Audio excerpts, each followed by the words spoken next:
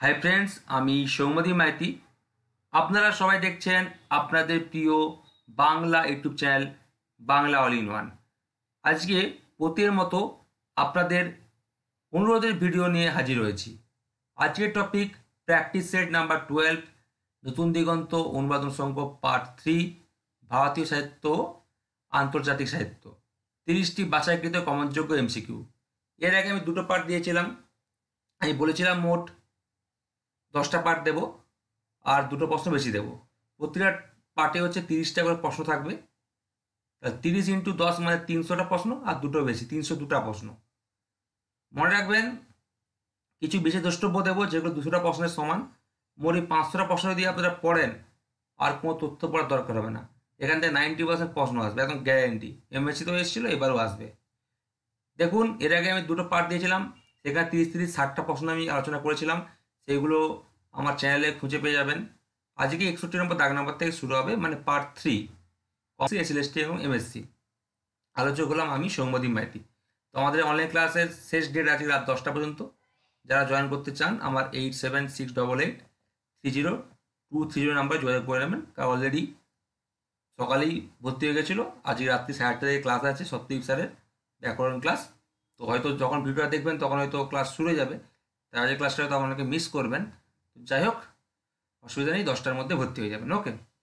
আর আমাদের হচ্ছে বই বাংলা সাহিত্যিক চৈতমালা আধুনিক যুগ, সেই বইটা কিন্তু অলরেডি প্রি বুকিং শুরু হয়ে গেছে।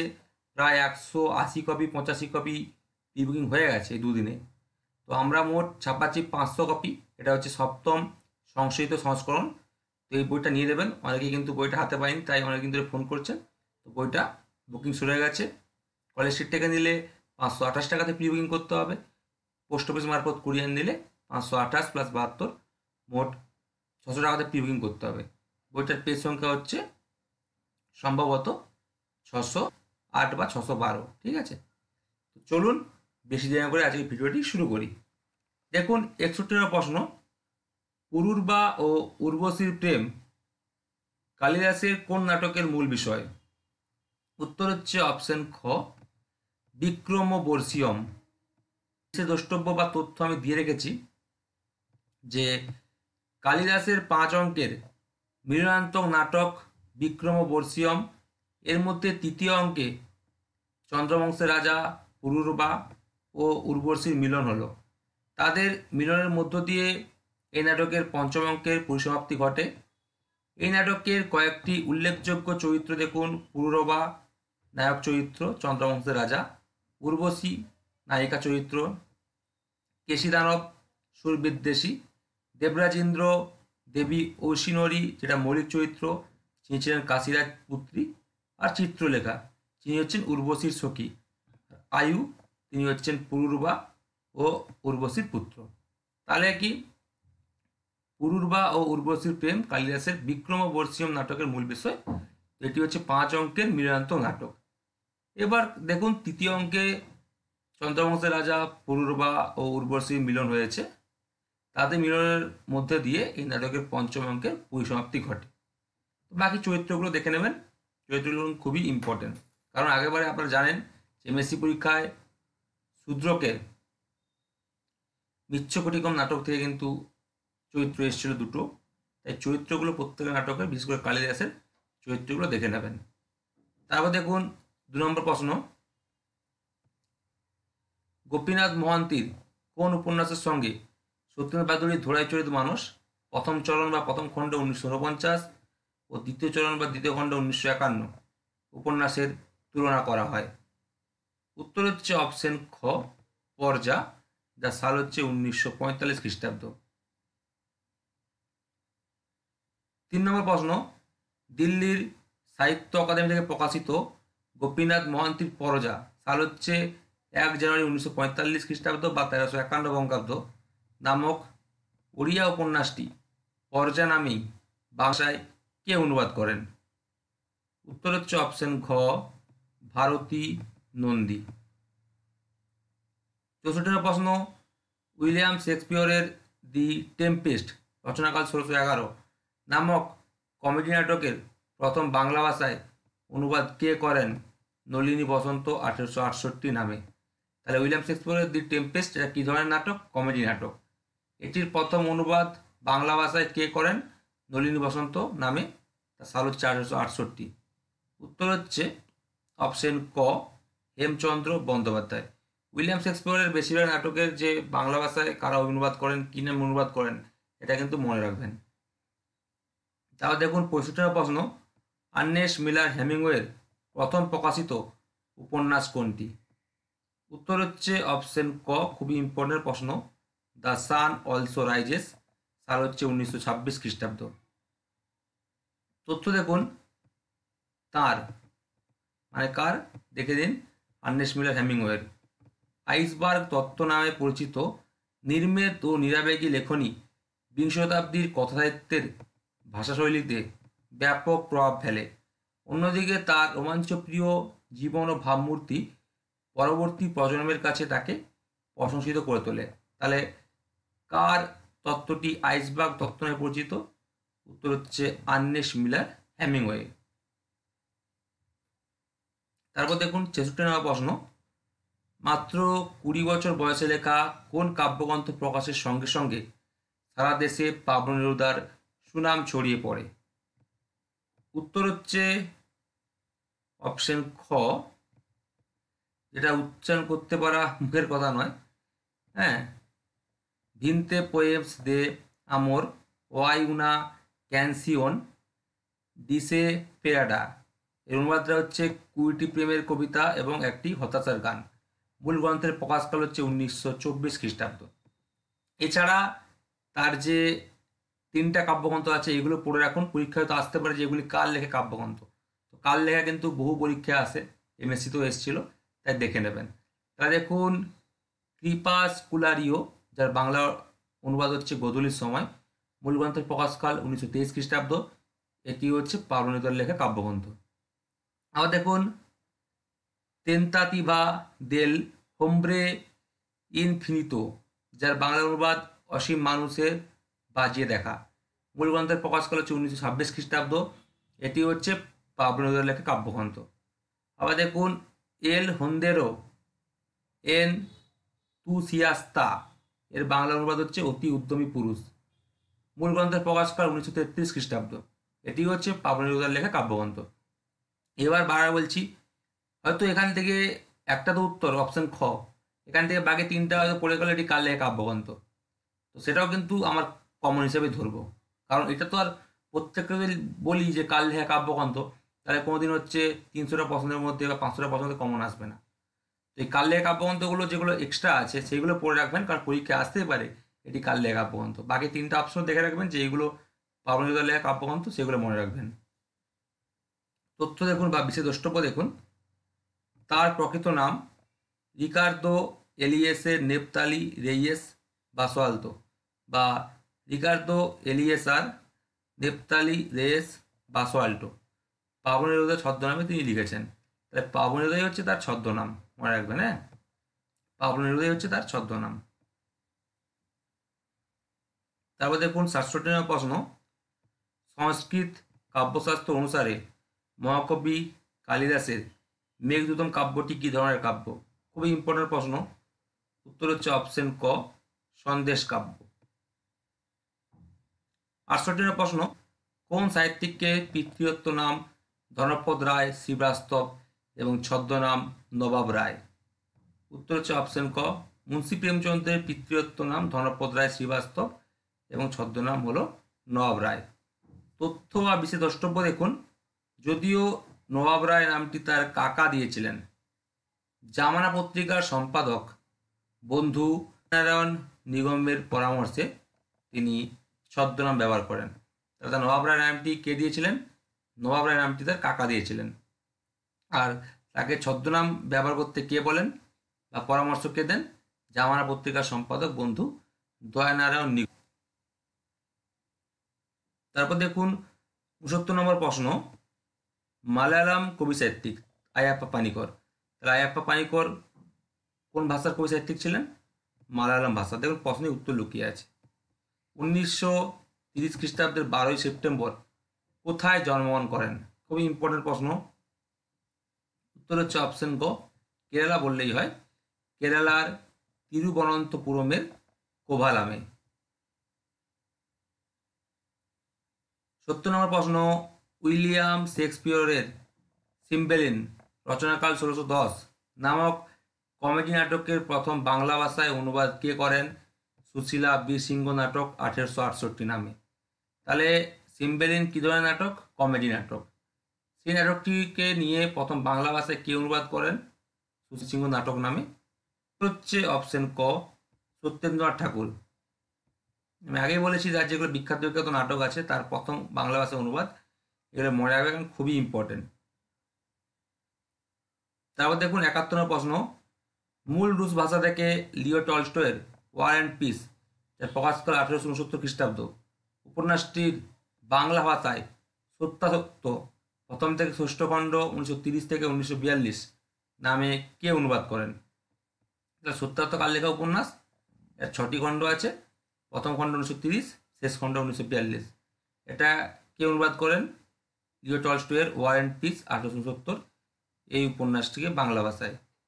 উত্তর হচ্ছে অপশন ক অন্নদা শঙ্কর রায়।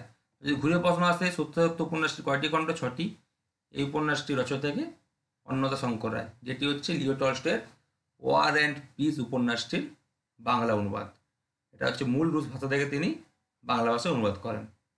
তথ্য বা বিশেষ দ্রষ্টব্য দেখুন, এছাড়া এই উপন্যাসটি বাংলা ভাষায় অনুবাদ করেছেন অধ্যাপক মনীন্দ্র দত্ত, অরুণ সোম, যেটা হচ্ছে নতুন দিল্লির সাহিত্য অকাদেমি থেকে তার অনুবাদ গ্রন্থটি 4টি খণ্ডে প্রকাশিত, আর গৌরীশঙ্কর ভট্টাচার্য প্রমুখ।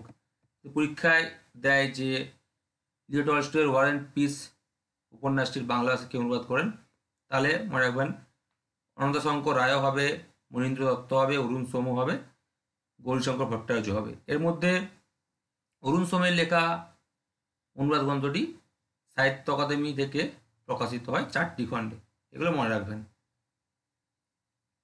তারপর দেখুন 72 নম্বর প্রশ্ন, টি.এস. এলিয়টের শেষ নাটক কোনটি? উত্তর হচ্ছে অপশন ঘ দ্য এল্ডার স্টেটসম্যান। পূর্ব নাম কি ছিল? The rest cure. The এল্ডার Statesman গ্রন্থের পূর্ব নাম কি? The rest cure. এছাড়া দি রক 1934 কাব্যনাট্য, দি ককটেল পার্টি 1950, দি কনফিডেন্সিয়াল ক্লার্ক 1954 এই নাটকগুলো রচয়িতাকে। এগুলো মনে রাখবে। তারপর দেখুন 73 নম্বর প্রশ্ন, সংস্কৃত ভাষায় যত খণ্ডকাব্য আছে মেঘদূত সর্বাংশে সর্বোৎকৃষ্ট। ঈশ্বরচন্দ্র বিদ্যাসাগর তার কোন গ্রন্থে বাঙালির মধ্যে সর্বপ্রথম কালিদাসের মেঘদূতম কাব্য সম্পর্কে এই সুবিখ্যাত মন্তব্যটি করেছিলেন? মন্তব্যটি কি? সংস্কৃত ভাষায় যত খণ্ডকাব্য আছে মেঘদূত সর্বাংশে সর্বোৎকৃষ্ট। উত্তর হচ্ছে অপশন ক সংস্কৃত ভাষা ও সংস্কৃত সাহিত্যশাস্ত্র বিষয়ক প্রস্তাব গ্রন্থে, প্রকাশকাল হচ্ছে 1853 খ্রিস্টাব্দ। 74 নম্বর প্রশ্ন, মুন্সী প্রেমচন্দের প্রথম প্রকাশিত গল্পগ্রন্থ কোনটি? হ্যাঁ, সে গল্পগ্রন্থ বলুক বা গল্প সংকলন বলুক, উত্তর হবে অপশন ক সোজে ওতন, প্রকাশকাল 1907, মতান্তর 1908। অনেকে বলে এটা গল্প সংকলন হবে, গল্পগ্রন্থ হবে না। এসএলএসটি এখন গল্পগ্রন্থ গল্প সংকলনের মধ্যে কোনো পার্থক্য রাখেনি, তাই মুন্সী প্রেমচন্দের প্রথম প্রকাশিত গল্পগ্রন্থ বলুক বা গল্প সংকলন বলুক, উত্তর হবে সোজে ওতন, সোজে ও অতন, প্রকাশকাল 1907, মতান্তরে 1908 খ্রিস্টাব্দ।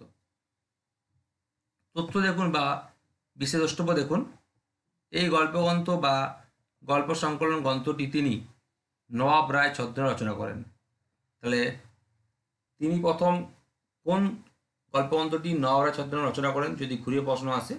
যেহেতু তার প্রথম প্রকাশিত গল্পগ্রন্থ সোজে ওতন বা সোজে ও অতন, তিনি হচ্ছে নবাব রায় ছদ্মনামে রচনা করেন। যদি পরীক্ষায় প্রশ্ন আসে যে প্রথম কোন গল্পগ্রন্থ বা গল্প সংকলন গ্রন্থটি তিনি নবাব রায় ছদ্মনামে রচনা করেন, উত্তর হবে সোজে ও ওতন, প্রকাশকাল 1907, মতান্তরে 1908। দুরকম পাওয়া যায় দুরকম বইতে।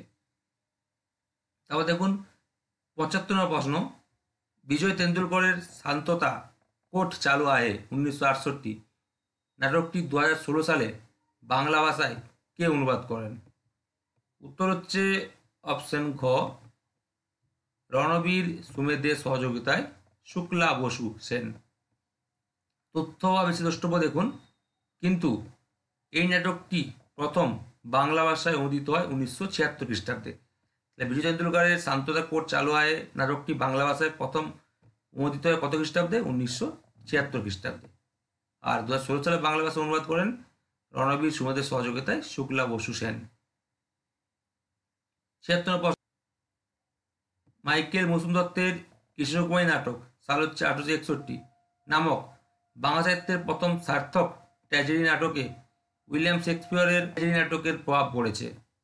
উত্তর হচ্ছে অপশন গ, কিং লিয়ার বা রাজা লিয়ার। রচনাকাল হচ্ছে 1605। তাহলে মনে রাখবেন যে বাংলা সাহিত্যের প্রথম সার্থক ট্র্যাজেডি নাটক কোনটি? মাইকেল মধুসূদন দত্তের কৃষ্ণকুমারী নাটক, সাল হচ্ছে 1861 খ্রিস্টাব্দ। তো এই নাটকে উইলিয়াম শেক্সপিয়রের কিং লিয়ার বা রাজা লিয়ার 1605 এই ট্র্যাজেডি নাটকের প্রভাব পড়েছে। তাহলে কিং লিয়ার হচ্ছে ট্র্যাজেডি নাটক, এগুলো মনে রাখবেন। ৭৭ প্রশ্ন, স্পেনের যুদ্ধ ও শান্তির অভিজ্ঞতা নিয়ে আর্নেস্ট মিলার হেমিংওয়ে কোন উপন্যাসটি লেখেন? উত্তর হচ্ছে অপশন ঘ, for whom the bell tolls, 1940 প্রকাশকাল। প্রশ্নগুলো বানাতে কিন্তু অনেক সময় নষ্ট হয়, তথ্য বানাতে সময় নষ্ট হয় না, কিন্তু অপশন বানাতে অনেক সময় নষ্ট হয়, ভেবে চিন্তে অপশন বানাতে হয়। তাই চ্যানেলটিকে সবাই সাবস্ক্রাইব করবেন, বন্ধুদেরকে শেয়ার করবেন, অন্তত কৃতজ্ঞতা স্বীকার করতে ভুল ভাববেন না। আর কেমন লাগলো ভিডিওটি অবশ্যই কমেন্ট করে জানাবেন, কারণ এত খেটে ভিডিওগুলো বানানো হচ্ছে সত্যি কথা বলতে। তো আপনারা চ্যানেলটিকে সাবস্ক্রাইব করবেন আর বন্ধুদেরকে শেয়ার করে দেবেন। তারপর দেখুন 78 নম্বর, উচ্চারণ করাই মুশকিল। এল হ্যাবিটানে ওয়াই সু এসপারেনজা, তার বাংলা হচ্ছে নিবাসী ও তার আশা, 1926। এই উপন্যাস এবং স্পেন আমার হৃদয়ে 1938 কবিতাগুচ্ছ বা কাব্যগ্রন্থটি কে রচনা করেন? তাহলে এল হ্যাবিটানে ওয়াই সু এসপারেনজা, অনুবাদটা হচ্ছে বাংলা নিবাসী ও তার আশা, মূল গ্রন্থের প্রকাশকাল 1926 খ্রিস্টাব্দ। এই উপন্যাসটি এবং স্পেন আমার হৃদয়ে 1938 এই কবিতাগুচ্ছ বা কাব্যগ্রন্থটি কে রচনা করেন? খুবই গুরুত্বপূর্ণ। উত্তর হচ্ছে অপশন ঘ, পাবলো নেরুদা। তারপর দেখুন 79 নম্বর প্রশ্ন, সংস্কৃত ভাষায় এক্ষণে যত নাটক আছে মৃচ্ছকটিক সর্বাপেক্ষা প্রাচীন এমন অনুমান কে করেছেন? খুবই গুরুত্বপূর্ণ। উত্তর হচ্ছে অপশন ক, পণ্ডিত ঈশ্বরচন্দ্র বিদ্যাসাগর মহাশয়। তারপর দেখুন 80 নম্বর, কিন্তু আরও গুরুত্বপূর্ণ। 1946 খ্রিস্টাব্দে হিন্দু মুসলমানদের মধ্যে সাম্প্রদায়িক দাঙ্গা বাঁধে। 1948 খ্রিস্টাব্দে পার্থিব স্বাধীনতা ও দেশভাগের সময় 28 বছরের অমৃতা চোখের সামনে দেখেন মৃত্যু মহামিছিল। দেশভাগের যন্ত্রণা, হৃদয় নিংড়ানো কান্না, উদ্বাস্তু সমস্যা, পাঞ্জাবের নারী সমাজের দুঃখ দুরবস্থা অমিতা প্রীতম তার কোন উপন্যাসে সুন্দরভাবে তুলে ধরেছেন?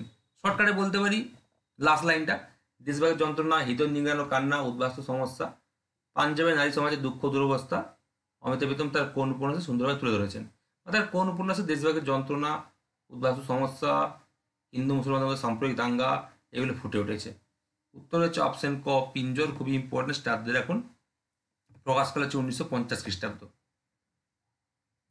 তারপর দেখুন 81 নম্বর প্রশ্ন, আয়াপ্পা পানিকরের কোন গ্রন্থে আমেরিকান বা ইংরেজ কবি টমাস টান্স এলিয়ট বা সংক্ষেপে টি.এস. এলিয়টের কবিতার প্রভাব পড়েছে? উত্তর হচ্ছে অপশন ক, কুরুক্ষেত্রম, 1960 এই কাব্যগ্রন্থে। কুরুক্ষেত্রম কাব্যগ্রন্থের প্রকাশকাল কত? 1960। এই গ্রন্থে বা এই কাব্যগ্রন্থে আমেরিকান বা ইংরেজ কবি টমাস টান্স এলিয়ট বা সংক্ষেপে টি.এস. এলিয়টের কবিতার প্রভাব পড়েছে। আর বাকিগুলো দেখে নেবেন। আয়াপ্পা পানিকরের কৃতিকাল, এটা 3টি খণ্ডে বিভক্ত। প্রথম খণ্ড 1969, দ্বিতীয় খণ্ড 1981, মতান্তর 1982, তৃতীয় খণ্ডের সাল জানা যায়নি, এটা হচ্ছে কাব্য সংগ্রহ। এর রচয়িতাকে আয়াপ্পা পানিকর। তারপর দেখুন মহারাজা কথাকাল, রচনাকাল 1973 থেকে 75, এটা কবিতা সংকলন গ্রন্থ, এরও রচয়িতাকে আয়াপ্পা পানিকর। আর কাব্য সংগ্রহ, এরও 3টি খণ্ড। প্রথম খণ্ড 1974, দ্বিতীয় খণ্ড 1982 ও তৃতীয় খণ্ড 1989। এই কাব্য সংগ্রহ রচয়িতাকে আয়াপ্পা পানিকর। তো এই সব প্রশ্ন থেকে কিন্তু প্রশ্ন আসতে পারে, এগুলো কিন্তু পড়ে রাখবেন। আমি আগে বলেছি আমার তথ্য যতটা জরুরি, প্রশ্ন ততটা জরুরি, তার অপশনগুলো কিন্তু আরও জরুরি, কারণ অপশন দিয়ে কমন আসতে পারে, বিশেষ করে কাল লেখা এগুলো। তারপর দেখুন 82 নম্বর প্রশ্ন, 1962 খ্রিস্টাব্দে গেটের প্রমিথিউস নাটকটির মূল জার্মান ভাষা থেকে বাংলা ভাষায় অনুবাদ কে করেন? তাহলে কবে? 1962 সালে গেটের কোন নাটক? প্রমিথিউস। তাহলে প্রমিথিউস নাটকটি কার লেখা? প্রমিথিউস নাটকটি গেটের লেখা। তো গেটের প্রমিথিউস নাটকটির কোন ভাষায় লেখা? জার্মান ভাষায় লেখা। জার্মান ভাষা থেকে বাংলা ভাষায় কে অনুবাদ করেন? উত্তর হচ্ছে অপশন ঘ, অলোক রঞ্জন দাশগুপ্ত 1962 খ্রিস্টাব্দে। দেখুন প্রশ্নের মধ্যে উত্তর লুকিয়ে আছে, অনেক তথ্য লুকিয়ে আছে। তারপর দেখুন 83 নম্বর প্রশ্ন, কোন উপন্যাস থেকেই আর্নেস্ট মিলার হেমিংওয়ের জয়যাত্রার সূচনা হয়? খুবই ইম্পর্টেন্ট। উত্তর হচ্ছে অপশন ক, দ্য সান অলসো রাইজেস, প্রকাশ করেছে 1926 খ্রিস্টাব্দ। তথ্য বিশেষ দ্রষ্টব্য দেখুন যে হেমিংওয়ে 18 বছর উইন্ডার মিয়ার কটেছে। যদিও এর সঙ্গে কোনো একটা সম্পর্ক নেই, তবুও একটা তথ্য আমি দিয়ে রেখেছি বিশেষ দ্রষ্টব্য হিসাবে। হেমিংওয়ে কত বছর কাটিয়েছেন? 18 বছর। কোথায়? উইন্ডার মিয়ার কটেছে। 84 নম্বর প্রশ্ন, পাবলো নেরুদা কত খ্রিস্টাব্দে চিলি জাতীয় পুরস্কার পান? খুবই ইম্পর্টেন্ট প্রশ্ন। তা চিলি জাতীয় পুরস্কার কে পান? Pablo Neruda. কবে তিনি চিলির জাতীয় পুরস্কার পান? উত্তর হচ্ছে মনে রাখবেন অপশন ক, 1945 খ্রিস্টাব্দে। 85 নম্বর প্রশ্ন, বিজয়বাণী 1810, কবির বোধ 1892, হংস মুক্তাবলী 1893, কবির দর্পণ 1898, আত্মবোধ 1901, অনুরাগ সাগর 1902, বোধ সাগর 1906, কবির সাগর 1906, অক্ষরাবলী 1913। এই গ্রন্থগুলি রচয়িতাকে? গুগলি প্রশ্ন। উত্তর হচ্ছে অপশন গ, কবির স্বয়ং। তাহলে এই গ্রন্থগুলি রচনা হচ্ছে স্বয়ং কবির। ওকে। তথ্য বিশেষ দ্রষ্টব্য দেখুন যে তার পদগুলি মানে কবিরের পদগুলি ভক্তি, কর্ম ও জ্ঞান মার্গের ত্রিবেণী সঙ্গে পরিপূর্ণ। তার রচিত দোহাগুলিকে ইংরেজিতে অনুবাদ করেছেন প্রজাপতি প্রসাদ সাহ। এই অনুবাদ গ্রন্থটির নাম কি? অনুবাদ গ্রন্থটির নাম হচ্ছে সিলেক্টেড ওয়ার্কস অফ কবির। নতুন দিল্লি সাহিত্য অকাদেমি থেকে 2009 সালে গ্রন্থটি প্রকাশিত হয়। তার রাইট হেয়ার রাইট নাও কবিতা অবলম্বনে চলচ্চিত্রকে নির্মাণ করেন। তার রাইট হেয়ার রাইট নাও কবিতা অবলম্বনে চলচ্চিত্র নির্মাণ করেন আনন্দ গান্ধী। সম্প্রতি কবিরের প্রেম পেয়ালা নামে দার্শনিক কবিরের আত্মছেন। উত্তর হচ্ছে কথাসাহিত্যিক সঞ্জীব চট্টোপাধ্যায়। তাহলে দেখুন তথ্যগুলো অনেক আছে, হ্যাঁ, এই তথ্যগুলো মনে রাখবেন। দেখুন তার পদগুলি ভক্তি, কর্ম ও জ্ঞান মার্গের ত্রিবেণী সংজ্ঞায় পরিপূর্ণ। দোহাগুলিকে ইংরেজিতে কে অনুবাদ করেছেন? প্রজাপতি প্রসাদ সাহ। অনুবাদ গ্রন্থটির নাম কি? সিলেক্টেড ওয়ার্কস অফ কবির। এটা নতুন দিল্লি সাহিত্য অকাদেমি থেকে কবে প্রকাশিত হয়? 2009 সালে। তার রাইট হেয়ার রাইট নাও কবিতা অবলম্বনে কে চলচ্চিত্র নির্মাণ করেন? আনন্দ গান্ধী। সম্প্রতি কবিরের প্রেম পেয়ারা নামে দার্শনিক কবিরের আত্মজীবনী কে রচনা করেছেন? সবাই জানো, কথাসাহিত্যিক সঞ্জীব চট্টোপাধ্যায়। তো একটা লাইনের মধ্যে কিন্তু অনেক প্রশ্ন লুকিয়ে আছে, এগুলো মনে রাখবেন। তারপর দেখুন 86 নম্বর প্রশ্ন, মুন্সি প্রেমচন্দের প্রথম ছোট গল্পের নাম কি? দুনিয়া কা সবসে আনমোল রতন। এটি কত খ্রিস্টাব্দে প্রকাশিত হয়? তাহলে মুন্সি প্রেমচন্দের প্রথম ছোট গল্পের নাম হচ্ছে দুনিয়া কা সবসে আনমোল রতন। প্রশ্ন হচ্ছে এটি কত খ্রিস্টাব্দে প্রকাশিত হয়? উত্তর হচ্ছে অপশন গ, 1907 খ্রিস্টাব্দে। এগুলো মনে রাখবেন। তারপর দেখুন 87 নম্বর প্রশ্ন, বিজয় তেন্ডুলকার কোন ভাষার নাট্যকার? মারাঠি নাট্যকার, মনে রাখবেন। প্রশ্নের মধ্যে অ্যান্সার আছে বিজয় তেন্ডুলকার মারাঠি নাট্যকার। তো মারাঠি নাট্যকার বিজয় তেন্ডুলকর তার প্রথম প্রকাশিত নাটক কোনটি? মারাঠি নাট্যকার বিজয় তেন্ডুলকরের প্রথম প্রকাশিত নাটক হলো, উত্তর হচ্ছে অপশন ক, গৃহস্থ, যার প্রকাশ করা হচ্ছে 1947 খ্রিস্টাব্দ। আর তার সর্বশ্রেষ্ঠ নাটক বা বিখ্যাত নাটক হচ্ছে চালু হয় 1968।